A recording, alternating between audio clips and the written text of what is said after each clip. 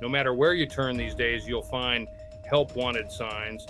That goes for your local Army recruiting station as well.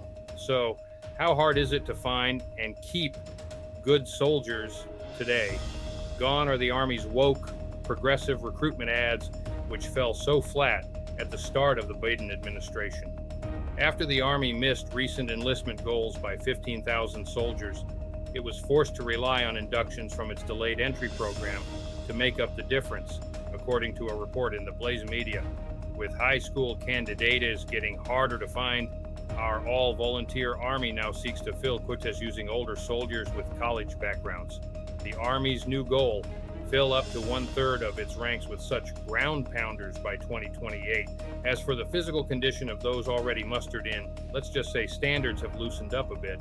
Over 68% of our active duty fighting force is now listed by the Defense Department as either obese or overweight.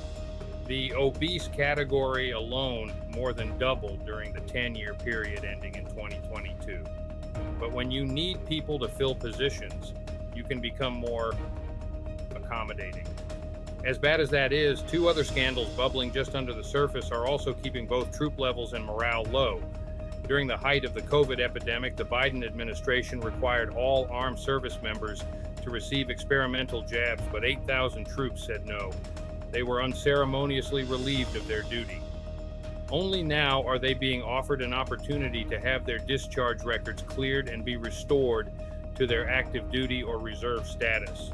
However, since the inception of that restoration process, only 43 service members have re-upped. Worse still for the armed forces, a class action lawsuit over those mandatory COVID shots is being filed against the government, seeking billions of dollars in back pay and benefits for those forcibly separated from the service. The lawsuit includes both active duty and reservist members and could include up to 100,000 plaintiffs. Just as an aside, imagine how many thousands more of laid off or discharged policemen, firefighters, EMT workers, and other public servants may also be in line for massive court-ordered paydays in the future. And how many would want to return to those jobs knowing how they, too, were mistreated by their government bosses? Once you hear this story, though, you'll wonder why anyone would want to enlist in Joe Biden's army. The same bureaucratic nimrods who orchestrated the United States haphazard exit from Afghanistan, ordering our soldiers to leave behind their equipment as parting gifts for the Taliban. Yes, that group is now charging those soldiers up to $1,000 each after they failed to return all their gear when they left the service. Now remember the reason why those soldiers no longer possessed that equipment.